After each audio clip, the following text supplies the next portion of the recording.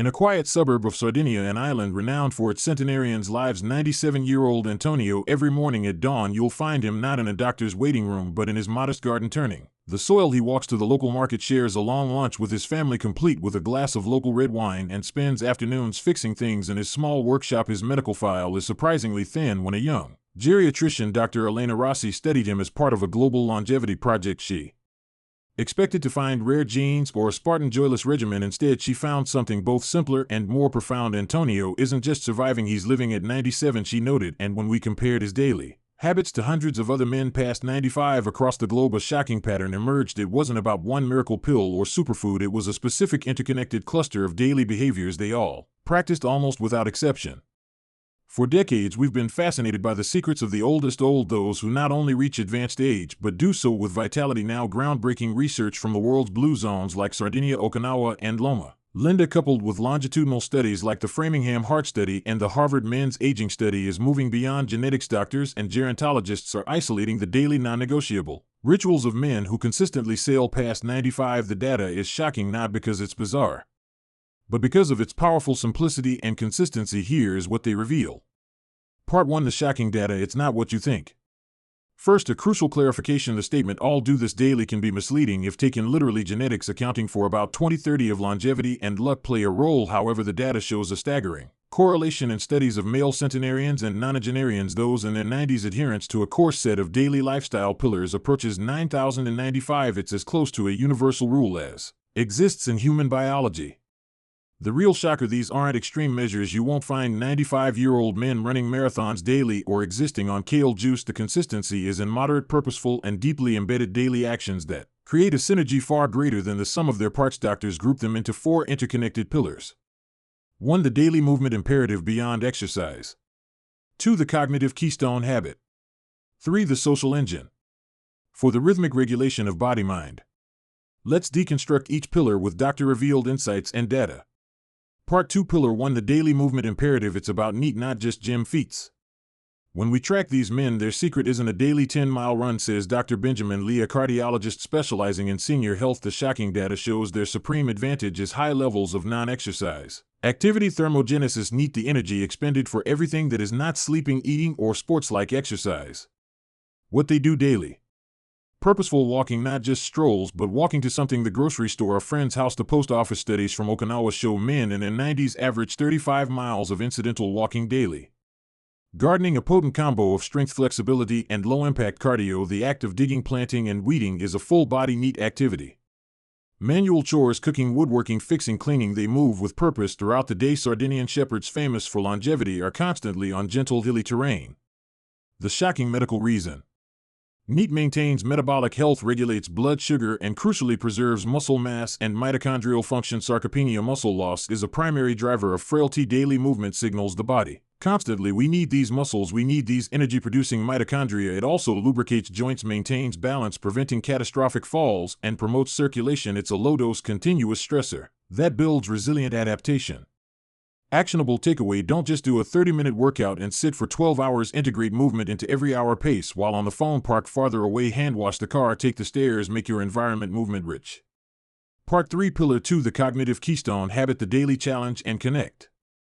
Neurologist Dr. Eris Moreno states the brains of men who live past 95 show remarkable plasticity. The common thread is not Sudoku in isolation, it's daily engagement in activities that are novel, meaningful, and socially interactive. What they do daily. Lifelong learning, problem solving. This could be reading the newspaper and discussing, debating its contents, learning a new song on an instrument, following a sports team's complex statistics, or managing a small garden's ecosystem. The key is active engagement, not passive consumption. The daily ritual of planning. Many have a clear, if simple plan for the day: a project to work on, someone to visit, a task to complete. This provides future-oriented thinking, a stark contrast to the stagnation that can accelerate cognitive decline. Storytelling and reminiscence. Recounting stories to family or friends is a complex cognitive act involving memory retrieval, narrative structuring, and emotional regulation. It reinforces identity and purpose. The shocking data. The famed Nun study and the Rush Memory and Aging Project found that individuals with high levels of cognitive activity had a significantly slower rate of memory decline and a 25 times lower risk of developing Alzheimer's. For men, the social component of this cognitive engagement, explaining, debating, teaching a skill, is particularly potent. Actionable takeaway: pair brain work with social work. Instead of just doing a crossword alone, join a club. Instead of just reading, start a book discussion with a grandchild. Commit to learning one new modest skill a year and sharing it. Part 4, Pillar 3, the social engine, the daily crew check-in. This is perhaps the most robust finding with the most shocking data. Dr. Robert Waldinger, director of the 85-year Harvard study of adult development, states unequivocally the men who aged the best, who lived the longest and healthiest, were those who invested in relationships. It wasn't about the number of friends, but the quality and consistency of connection. What they do daily. The daily touchpoint: a morning coffee with a fixed group of friends, a daily phone call to a child, a regular check-in with a neighbor. It's a non-negotiable social ritual. Being part of a tribe, whether it's a faith community, a social club, a volunteer group, or a multi-generational family living nearby, they belong to something larger than themselves. They are needed and expected. Marital investment: where applicable, men in consistently connected low-conflict marriages tend to live significantly longer. The daily habit is small acts of service and communication.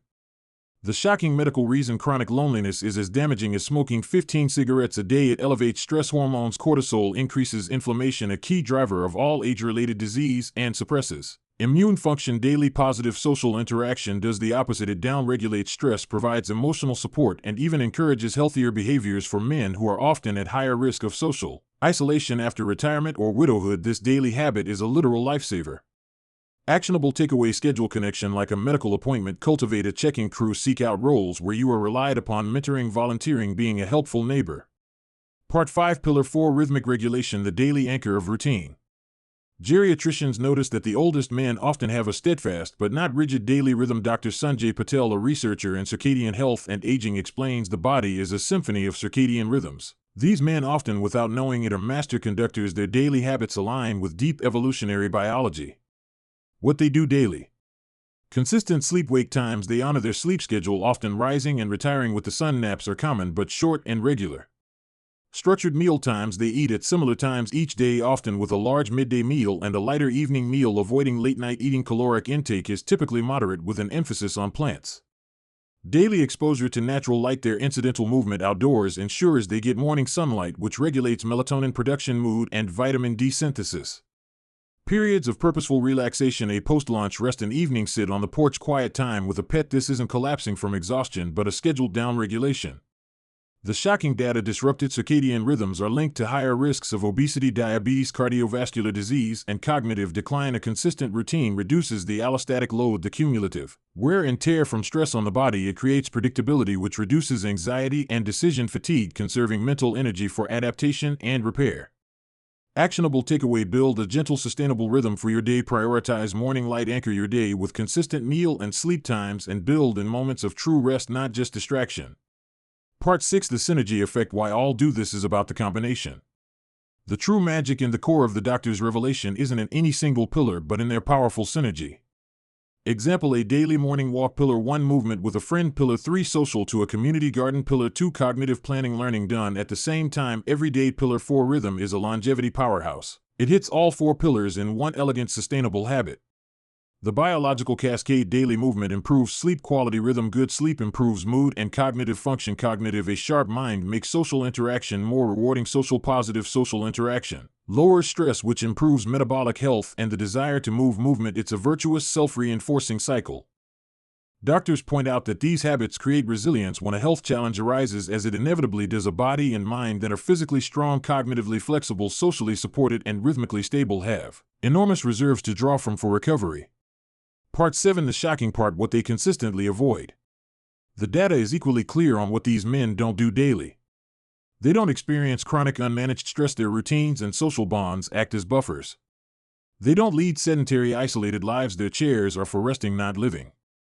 They don't eat a standard Western diet of ultra-processed foods daily. Their diets are whole foods-based, but they enjoy treats in the context of celebration and community. They don't hold on to lifelong grudges or live in a state of simmering anger. The social fabric they weave requires forgiveness and a forward-looking perspective. Conclusion: your daily blueprint for a longer, healthier life. The message from the doctors and the data is ultimately empowering and surprisingly accessible. Living past 95 isn't about a secret genetic lottery win or a punishing regimen of extreme biohacking. It's about the faithful daily cultivation of a life worth living. The prescription is clear: weave these 4 pillars into the fabric of your everyday. 1. Move with purpose. 2. Engage your mind meaningfully with others. 3. Connect deeply and consistently. 4. Anchor it all in a gentle, natural rhythm. Start small. Take a walk with a friend tomorrow morning. Plant some herbs. Call someone you care about. At the same time, every day you are not just passing time, you are architecting your health span, one daily shocking simple habit at a time.